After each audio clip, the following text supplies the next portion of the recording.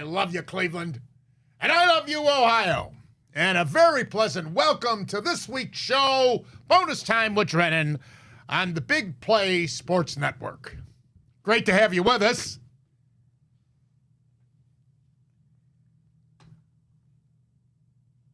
We are cursed.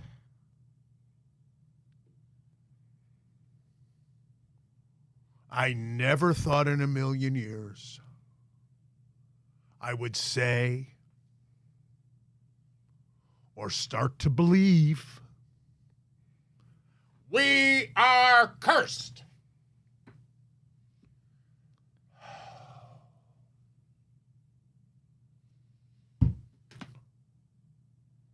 Are you kidding me?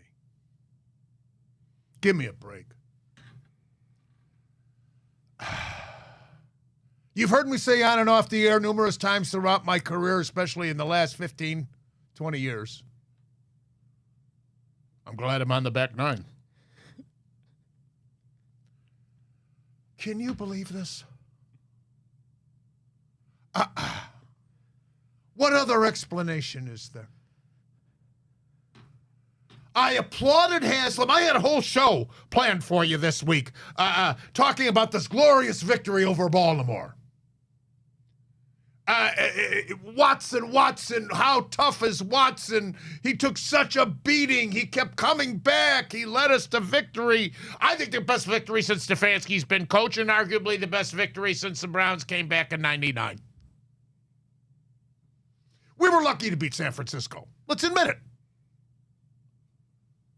Guy missed a field goal at the end of the game to beat us. But this victory was earned in the hardest, most physical way, with all parties concerned, without Chubb. Ford over 100 yards. In rugby, I've heard a lot of people call it a scrum with Batonio, and that, what a play that was, by the way. My God, I can't believe that play. To be accurate, in rugby, that's called a maul. And that didn't used to be legal in football. In college, too, it wasn't legal. But now it is. And I don't think they'll ever change that rule again because they can keep showing the play that we had the other day against Baltimore as to how entertaining that was.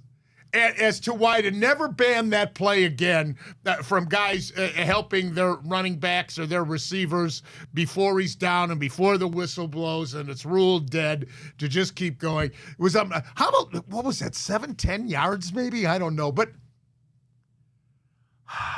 all the positives. There were good calls by the officials. There were bad calls by the officials for both teams. Let me emphasize. For both teams. There was fluke plays. Their touchdown that they scored to start the game. Our touchdown and interception by Newsome in that critical portion of the second half. Again, our running backs, including Watson, way over 100 yards. Ford was beautiful. Without Chubb. We've got injuries on the offensive line. I cannot get over how to complimenting the defense. These were the two best defensive units in the NFL, and it emphasizes what I've been telling you so many times. You've got to have. I don't care how great a defense you've got. You've got to have a high-powered scoring offense in order to get to the Super Bowl and win it. You've got to have it. And this game was a perfect example. Two best defenses in the NFL. It was the highest scoring game between two teams on the entire slate. But it was our defense that won the game for us, in my opinion. You've always got to have that defense in high-scoring affairs like this, because the team that gets the most stops or the most critical turnover at the right time. I cannot get over this injury to Watson. And then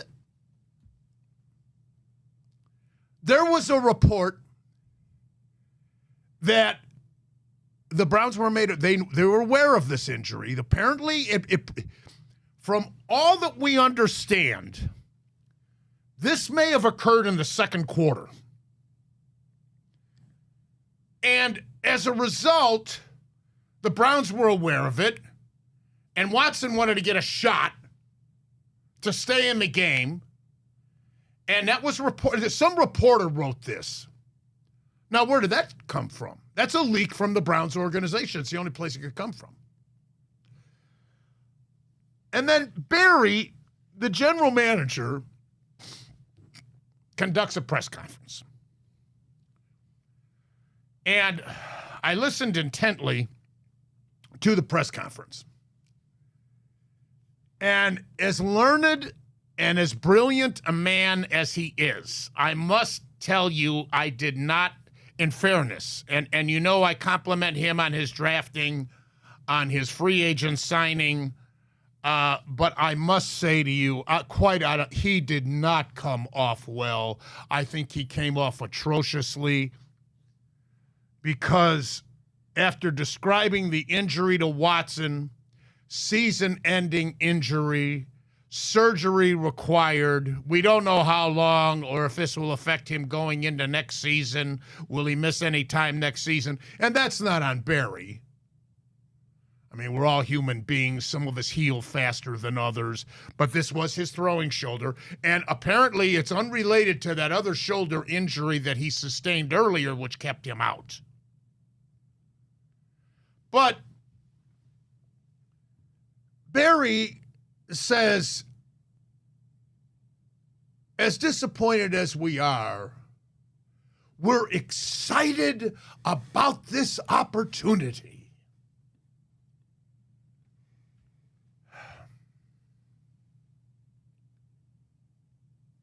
Let's examine that statement. How can anybody within the organization, you, me, Ryan over there manning the controls, how can anybody be excited about this? And then let's take it a step further. He said, and I quote, excited about the opportunity. Opportunity? Opportunity for what? To see what is a promising point to this season and the possibilities of going deep into the playoffs and perhaps the promised land, which we've never been to before? Manna from heaven. Opportunity.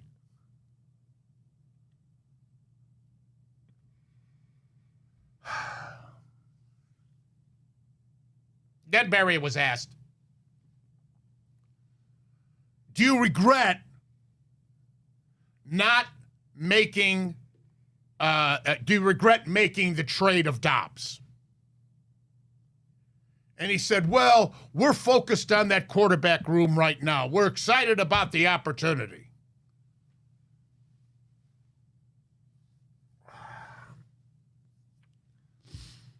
You know, I'm in my 53rd year in radio and television.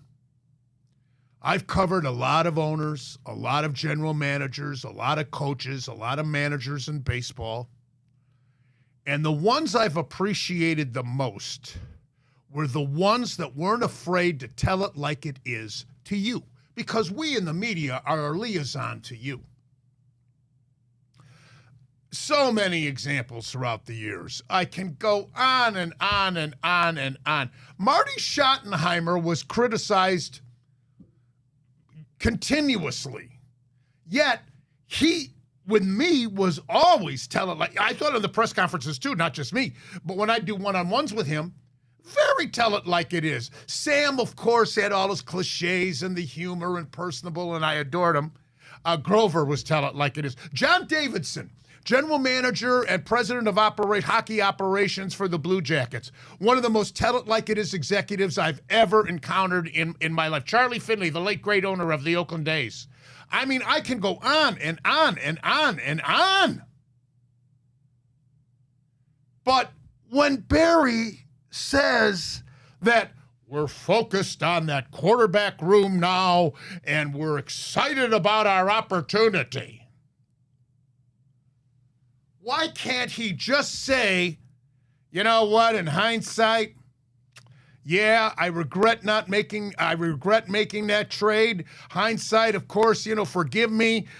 We thought it was the best move at the time for the organization. How could we envision this injury? But we're confident in Walker and Thompson Robinson, and we have to move forward. We have to focus now on moving forward despite this disappointment. And it's over. It's done with. You've covered it. You've handled it. But to say, well, we're focused, we're not focused, we're not thinking of that. We're focused on that quarterback room and excited about the opportunity. I was listening on my car on my way here to the studio to record this week's show, and honest to God, I almost drove off 71. I'm glad you didn't, Bruce. Oh, hi, Ryan. Hi, how you doing? I'm doing better with my cold. I still have a little bit in the nasal here in the chest, but I'm doing a little better. And I think this news that we got today really got my ire up because I'm excited about the opportunity. How about you? You excited about the opportunity, Ryan? Bruce, I'm not. After that victory against the Ravens, it's safe to say not only me, but everybody else felt like they were on cloud nine. It felt like we finally climbed a mountain of struggle this season. We reached the summit. Wake up to this devastating news this morning, and it feels like now we're just free falling and we forgot our parachute.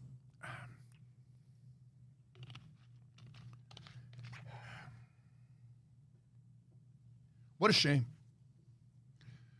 And then, oh my goodness. From parking my car that I almost wrecked to coming into these glorious new studios, I get in here and Ryan over there tells me that since the press conference Barry just conducted, it's been announced that the Browns are going to start this Dorian Thompson-Robinson instead of Walker. I said, what? You didn't learn from the Baltimore game that this kid isn't even remotely close. What do you think? He's going to be Jekyll and Hyde?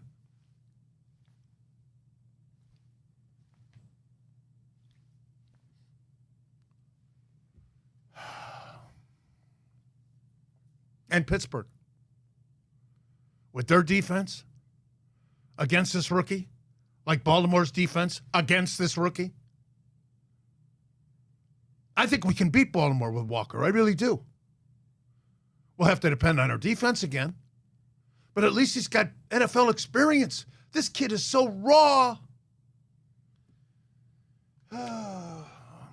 Well, we're recording our show before Stefanski speaks, but any take on that, Ryan? I don't understand the reasoning to start Dorian Thompson-Robinson. You've gone out and you've played a number of games with P.J. Walker, and despite his poor play, that's not a secret, you've come out victorious in most of those, right? We saw that amazing win versus the 49ers. We saw a great win versus the Colts. There's no question about it. The Browns have the best defense in the league. We literally, quite literally, need just not bottom five quarterback play. And going against this Pittsburgh team, their offense is atrocious. Kenny Pickett has shown no signs of life in his third season, and I have no reason to believe that they're going to come out here and put up more than maybe 15 points on us. We don't need P.J. Walker to win us this game. We just need him to not lose it. And yes, he's a gunslinger. Good point. I like the way you put that. Continue, please. He's a gunslinger. What you get with P.J. Walker, you see. He takes his shots, and while that sometimes pays off, it doesn't, and that's fine. But if you're Kevin Stefanski, you have a week to game plan this now. Just tell him, man, go out there. We don't need you to be amazing. We just need you to not turn the ball over. Our defense is going to do its thing. Just do what you did against the 49ers and we can win. I don't see the sense in starting DTR. And talk about a brutal start to a career, man. Your first 2 games are against 2 insanely tough defenses, divisional opponents. I'm going to root for the kid if he goes out there, but I'm not going to have high expectations. They're going to send everything at him in the kitchen sink as well, as the expression goes. But I like this expression more. We're excited about the opportunity. That surpasses any expression that you can come up with.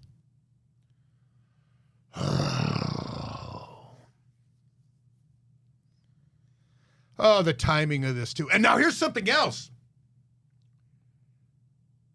Because of the investment that the Browns made in Watson, guaranteed contract, which got all the other owners so peeved off at the Haslams, it's indescribable. But because of that investment and because of the violence of the game by nature, and here's the most important point, and the way Watson plays the game from the quarterback position. He's elusive. He's elusive because of his legs. He has quick football instincts. When he anticipates contact from the opposing defense, he uses those football instincts and he reacts with those legs. He avoids the sack. He uses the legs to either buy himself time to complete a pass or to decide to run to try to move the chains or get a substantial gain. But in playing in such a fashion like that, you raise the risk of injury. So, with that being said, don't you think that the Browns hierarchy should have had the foresight to get us a good backup quarterback, not this raw kid out of UCLA, and nothing against him. He's a smart kid. He better be a fast learner. But don't you think, as a safeguard, considering this investment, anticipating that you will get off to a good start this season, which the Browns did, and even exceeding expectations like I think they have with Watson and without him, don't you think it was on the front office to get us a real good, tested, veteran backup quarterback, better than Walker? You had it in Dobbs. But Barry, in response to regretting that trade, well, we're not focused on that. We're focused on the quarterback room and excited about this opportunity. You know, Bruce, there's been a lot of a topic of discussion this year in the NFL about lack of attention to the quarterback position, and it seems even more relevant this year. There's been a ton of injuries. You go look at Jimmy G, Matt Stafford, just among plenty of the others we've seen. I mean, and to go your point, we just saw Anthony Richardson, that type of mobile quarterback who gets out of the pocket, and that's his main game. We saw him. He got hurt in it was 4th or 5th season of the game, and now he's out. And it was clear that. And I didn't really think about it that way, but you're right. When you look at Deshaun's style of play, that 1,000% rocket ships the percentage of him getting injured, as we've seen. It's no secret. And boy, would it be nice to see Dobbs. And it's just our luck, the stinger of it all. Josh Dobbs out there in Minnesota is having an amazing 2 games. And then Barry was asked, besides the question of whether he regrets about Dobbs, and like I say, he could have just. That could have come. I wouldn't be shooting off my big mouth here on this week's show on Big Play Sports Network had he handled it the way I suggested earlier. Yeah, hindsight, it's easy, but I do regret it. Not that we don't have any lost faith in Walker or the kids progressing beautifully, but yeah, of course I regret it. And it's over. But now he was asked another question. Do you have any second thoughts about not making a trade before the deadline when Watson was still hurt? And his response was, we're not focused on that. We're focused on the quarterback room, and we have confidence in those guys, and we're excited about the opportunity. For these Ivy Leaguers, we got a lot of them running the country, too. That's why we're so messed up. For these Ivy Leaguers that are supposed to be such elitists and brains and brilliant, they can be downright stupid, not even knowing the definition of common sense. You and me, talking down to earth to us. Give me a break. We're focused on my...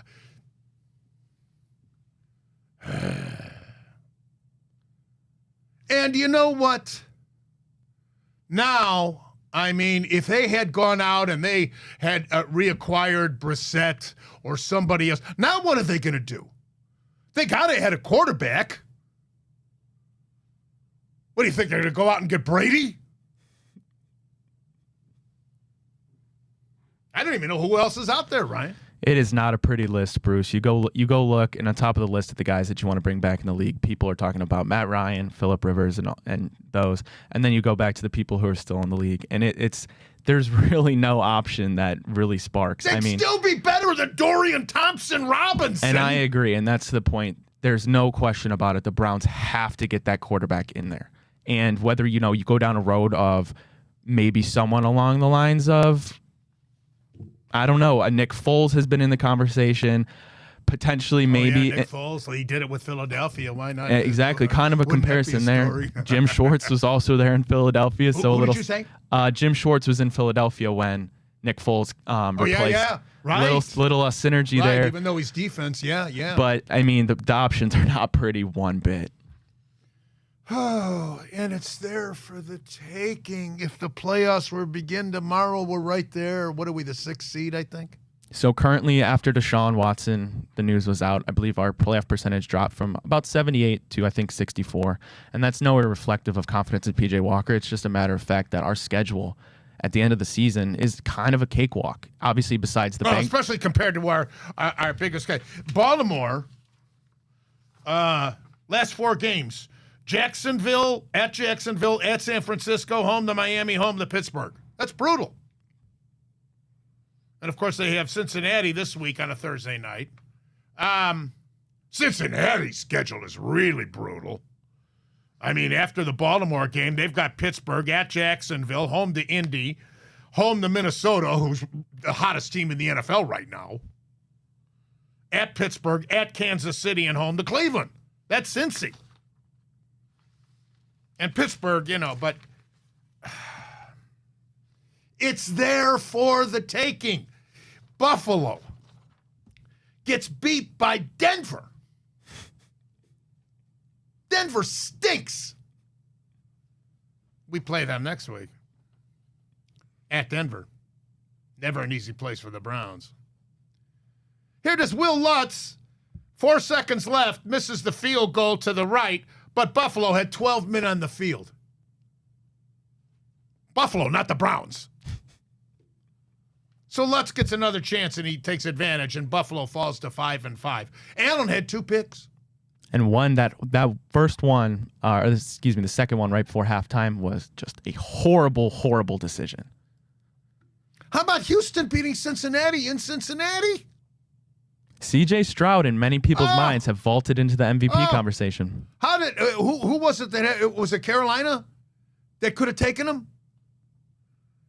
Unbelievable. Stroud, 356 yards against the Bengals defense with a touchdown. And this wasn't Burrow's fault that they lost that game. He had 347 yards and 2 touchdowns. Singletary rushed for 150 yards on 30 attempts. Unbelievable. Jacksonville, considered a real contender in the AFC this year. Annihilated by San Francisco, who we beat and who had 3 losses in a row before they went into their bye week. They come back against Jacksonville, who was also coming off a bye, and they annihilate them in Jacksonville. Purdy, 296 yards, 3 touchdowns. McCaffrey, 16 attempts for 95 yards. Kittle, 3 receptions, 116 yards and a touchdown. They're back. And Jacksonville obviously isn't ready. The Chargers get beat by Detroit in Los Angeles. Goff, 333 yards and 2 touchdowns. Herbert, 323 and 4 touchdowns. Not his fault. And Detroit still wins. Montgomery, 12 attempts, 116 yards. Amon-Ra St. Brown, 8 receptions, 156 yards and a touchdown. It's there for the taking for the Browns. But now with this devastating news about Watson,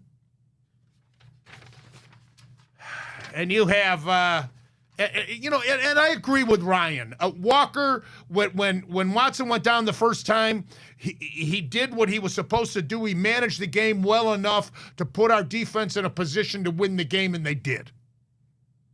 But without having a competent veteran backup quarterback, we have no chance, in my opinion. No chance at all. I am really amazed. And by the way, the line in our game was -4 against Pittsburgh. To your knowledge, Ryan, has that line changed since this news came out? It might be a little too early for Vegas to adjust it, but they're going to adjust it. So the last time I saw it was about an hour and a half ago. Surprisingly, Browns are still favored in this game, but it's down to 2.5. Yeah. Might go down even more. What's the word of this kid quarterbacking? Pittsburgh, they got to be drooling. That defense has got to be drooling at the opportunity going against this kid from UCLA. I'll tell you, a big game is going to be the rematch of the Super Bowl. Philadelphia's at Kansas City this week. Chiefs are a 2.5-point favorite. Don't be surprised if Philly doesn't beat them. That wouldn't surprise me at all. And then Cincinnati and Baltimore is the Thursday night game. So, I need a break. I need more of this fuel. So we'll come back. You have any relevant tweets about this yet, or is it too early to for have the fans react? Oh, so unfortunately, we all know with this devastating news, some of the tweets that we had loaded, and they aren't completely relevant. However, Bruce, I do have one tweet I want you to react to. So this one is from Nick Wright. This was at halftime of the Baltimore game. He says, Browns quarterbacks the past 5 years that were better than Deshaun. He lists them off. Baker, Jacoby Brissett, Josh Dobbs, Tyrod Taylor, and Case Keenum.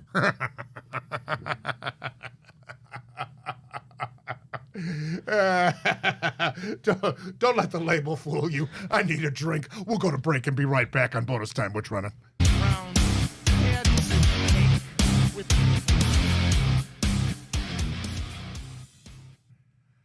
All right, it's great to have you aboard considering this devastating news about Watson, but it is great to have you aboard always here on Bonus Time with Drennan on the Big Play Sports Network. Let us shift our attention.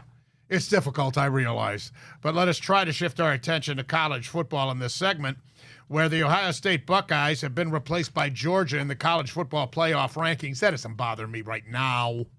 And I can understand why the committee did that, considering Georgia's big win as they destroyed a very good Ole Miss team, 52-17. Georgia scored touchdowns on their first 4 possessions of that game.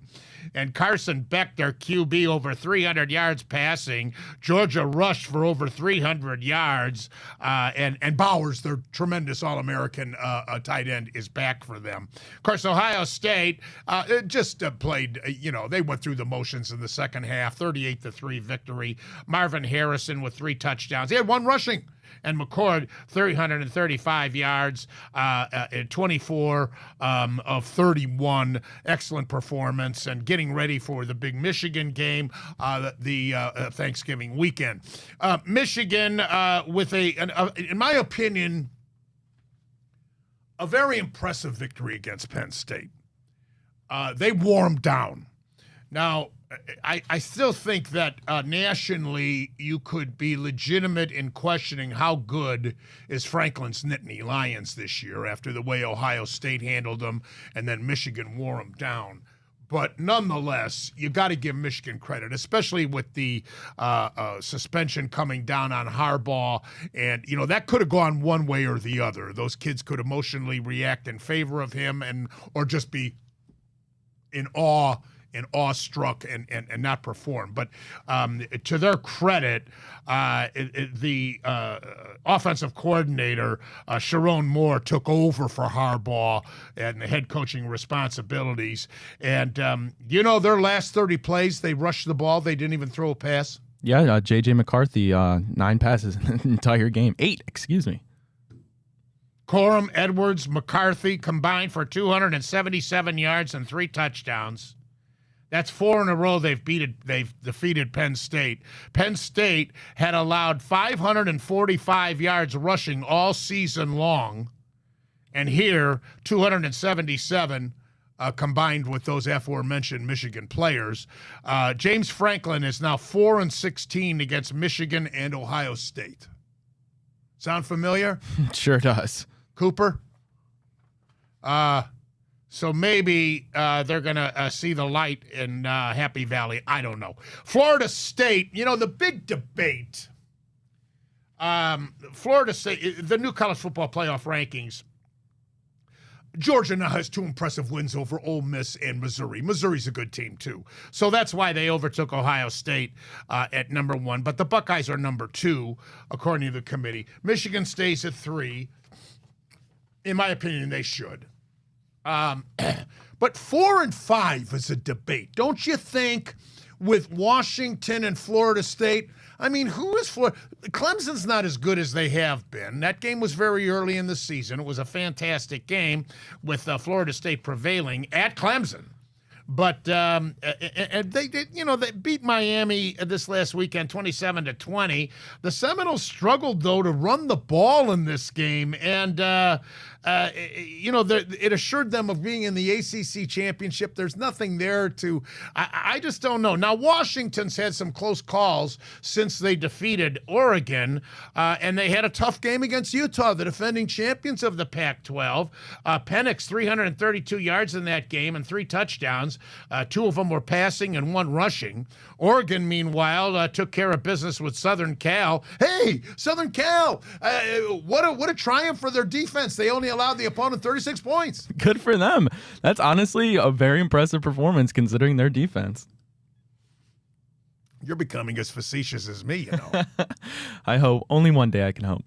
Texas, a winner over TCU, 29-26. Quinn Ewers returned for the Horns, 317 yards with a touchdown, but that wasn't supposed to be close. Texas, though, maintaining their number 7 ranking by the committee.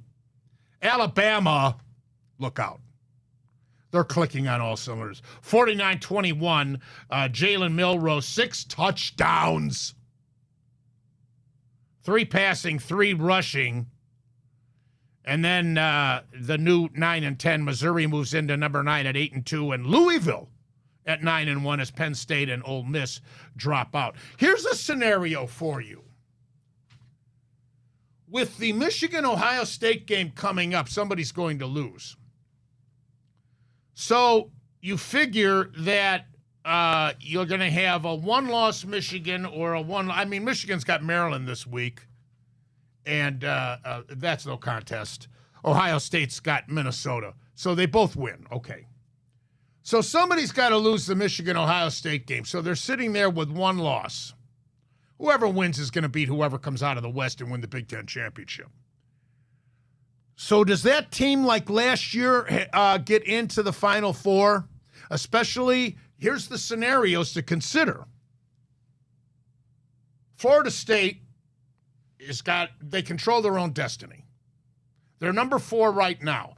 If they win out, undefeated at number 4 right now, you would figure they've got an inside shot to get into that Final Four. Washington controls their own destiny. They're undefeated. And if they go through the rest of the Pac-12 and win the Pac-12 championship, which could mean another matchup against Oregon, don't you think their resume warrants them getting in there instead of Florida State? Regardless, you could have 2 undefeated teams in Florida State and Washington sitting there, and then you've got the winner of Michigan and Ohio State and the loser with only 1 loss. But here's the thing to consider. the Southeastern Conference. Alabama's got one loss. That was to Texas. Georgia's undefeated. They're going to play. It's already assured. They're going to play each other in the SEC championship. Let's say that Alabama beats Georgia. The defending national champions sitting there with one loss aren't going to get serious consideration, especially, and even if it's a blowout. Michigan blew out Ohio State last year, and Ohio State got in. What's your take on that, Ryan? It's going to be real interesting to see, and obviously things will be clear these next couple of weeks. But there's just so many scenarios that anything could happen, right? You could see it. I think the most likely thing is Florida State winning out, and I think there'll be a lock for it. However, you go look at a team like Washington, when they reface Oregon, I believe that Oregon's going to win that game. And then at that point, you're sitting there with Oregon, a 12-1 Pac-12 champion. Then, if you want to go even further into it, you're going to have Texas, maybe a one-loss team, or a 12-1 Big 12 champion, who beat Alabama earlier in the year. So you're going to have that, and then if you're going to consider Alabama in, well, Texas beat Alabama. So where do you stand with that? All I know is the committee's going to have a lot of questions and a lot of stuff to work out. And to your point, though, I don't think we're going to see any chance of the two Big Ten teams like we did previously. I really think it's going to be that winner of the big game that goes in. But that Georgia and Alabama game, honestly, they're probably just hoping Georgia wins that because it's going to be a big mess. Washington plays at Oregon State. They better watch out in that game. That's a pick game. What else is worthy to mention to you? Georgia's at Tennessee. They're giving them 10. Like I said, Michigan, Maryland, Ohio State, Minnesota. That's about it this weekend. And then, of course, Thanksgiving with all the big rivalry games and then the championships the following weekend. Jimbo Fisher got fired at Texas A&M before completing his 6th season. He wound up 45-25 for the Aggies. He was 82-23 at Florida State in 8 seasons. And he won the national championship, you'll recall, in 2013. Now, the firing came less than 24 hours after beating Mississippi State 51-10. He was 0-2 versus Clemson, 1-5 versus Alabama, and 0-1 versus Georgia. He was 5-7 in 2022 after signing that historic recruiting class. Remember that? I do. And in week 2, he lost to Appalachian State 17-14 at home. Bye-bye, Jimbo Fisher. All right, we'll shift our attention to the announcement by the Guardians that Stephen Vogt is the new manager of our baseball team as we continue with bonus time with Drennan here on the Big Play Sports Network.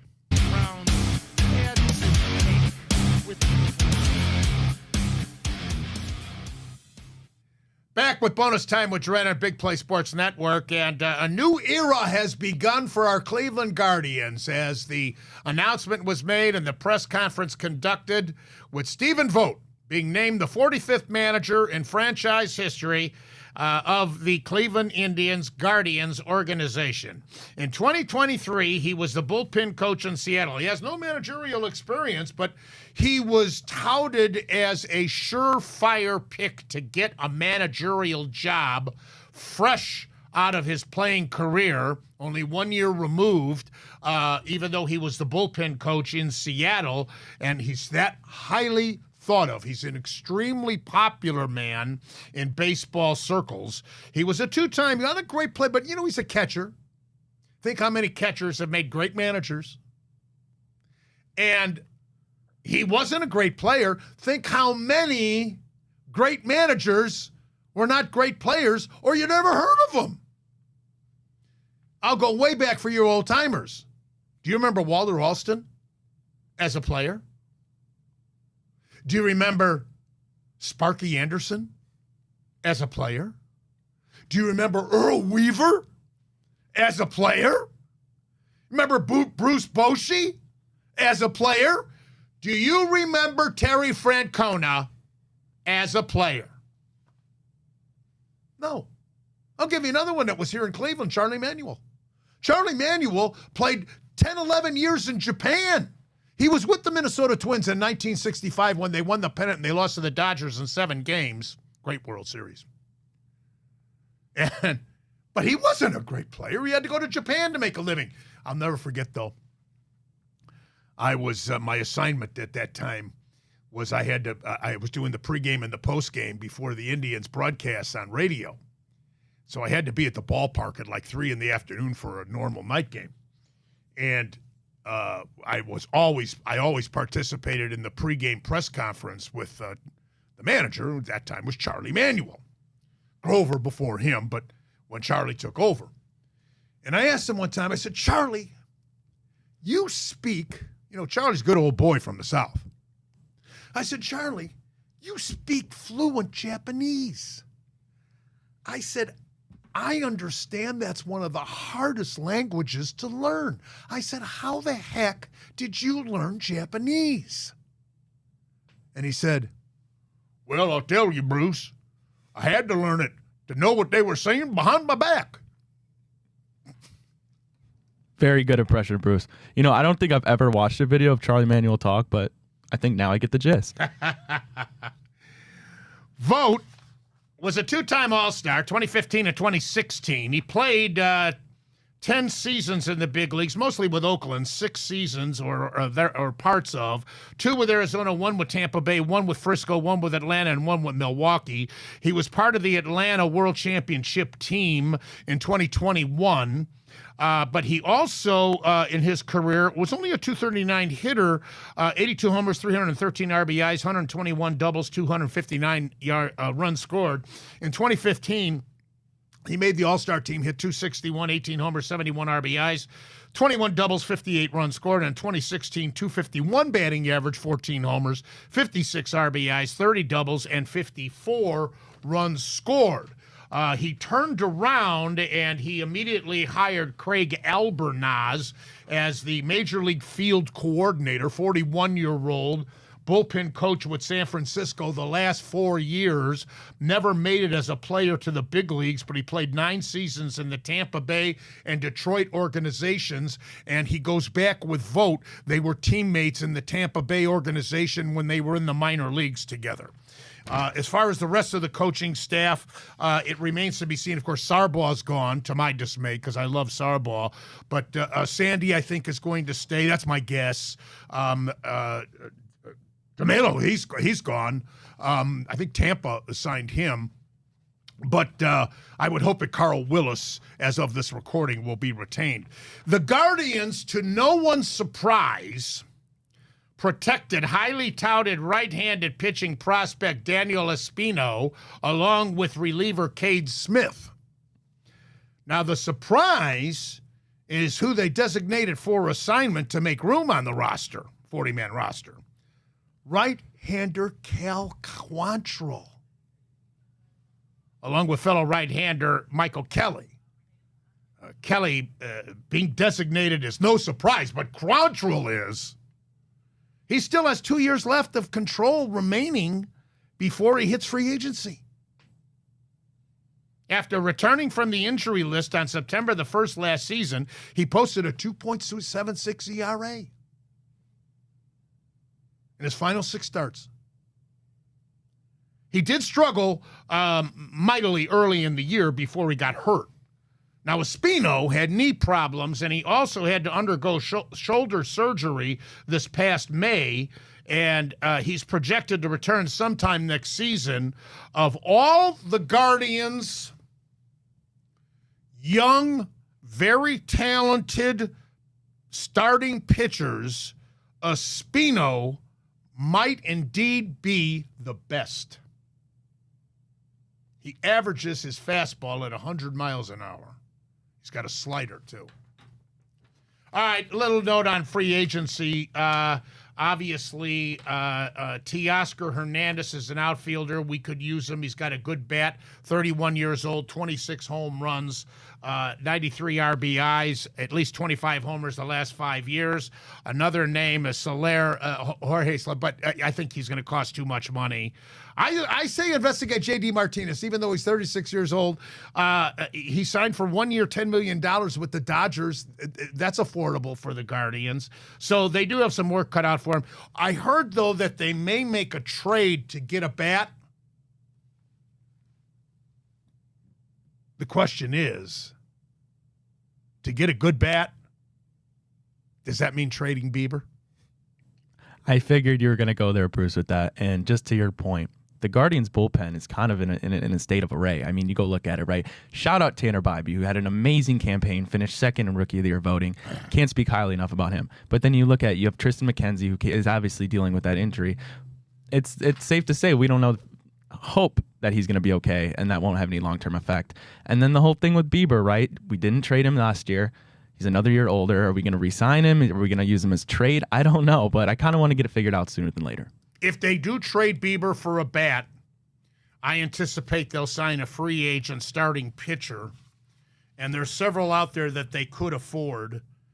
Sonny Gray being one of them is perhaps in the market for the Guardians, especially because he was with the Twins and he knows our division like the back of his hand. I wouldn't be surprised by that. I think Eduardo Rodriguez would command too much money, but it can be done. It can be done. Ryan mentioned Rookie of the Year, and here in the American League, Bybee was beaten out by 22-year-old Gunnar Henderson, and no big surprise there. Played third and short, 28 homers, tremendous season, 9 triples, 82 RBIs, 100 runs scored, 66 extra base hits for Baltimore, most ever by an Oriole rookie. Cal Ripken had 65 back in 1982. Ripken made the announcement of Henderson winning the Rookie of the Year award, which was kind of apropos. Henderson is Baltimore's 7th Rookie of the Year, and Bybee finished second with his 2.98 ERA, 142 innings pitched, which is second among rookie pitchers this year. Corbin Carroll, the speedster power hitter from the National League pennant-winning Arizona Diamondbacks, was the winner in the National League. Only 5'10", 165, but he's got power. 23-year-old had 25 homers, 54 stolen bases. First 25-50 rookie ever. Last 20-40 rookie was Mike Trout in 2012. Carroll had a fabulous postseason, as you know, including a 3-hit, 2-steal night in Game 7 against Philadelphia, which helped them win the National League Championship Series. And he's Arizona's first Rookie of the Year winner. Before the season started, Arizona signed him to an 8-year, $111 million contract. I guess they had a pretty good idea he was going to be okay. And the managers of the year were awarded. Brandon Hyde, who I totally agree deserved it this year. First year as manager of the Birds, Baltimore went 54 and 108. That was 2019. This year he led them to a 101 and 61 season, their first American League Eastern title since 14, and just their second in the past 26 years. And National League went to Skip Schumacher of Miami, who had posted a winning record in a full season. They hadn't posted a winning record in a full season, excluding COVID, since 2009. In his first year as manager of the Marlins, he led them to a 15-win improvement, and then their first postseason appearance in a full season since 2003. Schumacher is the 8th manager to win the award in his first year with a club. And to conclude our show this week, I don't know how to figure out the Cavaliers. Here, we beat Golden State at home. We beat them on their home floor. And then we lose to Sacramento. I mean, we were outscored 38-21 in the second quarter of that game against Sacramento. Or we outscored them 38-21, only to be outscored 31-16 in the third quarter.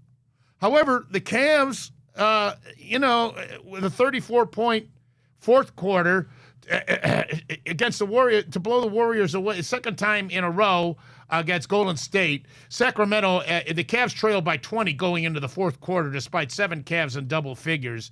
And then how about Green doing a headlock on Gobert? I don't want to get in trouble by making any comments about Green, but isn't he just a role model for young kids. You know, sometimes you just got to look at it, and oftentimes in a lot of scenarios, there's a common denominator, and in this case, it's clear as day. Cavs play Portland as of this recording tonight, which will conclude the West Coast trip before returning home against Detroit and Denver. Well, go Browns. I'm really starting to think we're cursed. I really am. You know, Bruce, I consider myself a man of logic. I tend to look at situations, and oftentimes I'm able to come up with a logical reason as to something happened. And obviously, I haven't had as many years as being a Browns fan, as tormenting it as it is as you. And for the first time, I feel, Bruce, I can't find a logical explanation, so you might be onto something. Oh, brother. Ryan, thanks as always, buddy. We'll see you next week. Great job as usual. And I'm Bruce Drennan. That's all the time we have for this version of Bonus Time with Drennan on the Big Play Sports Network. Have a wonderful week. We will see you next week. So until then, as always, and most importantly, you remember, I love you, Ohio. And I love you, Cleveland. Now here is the risk that the Browns had to take with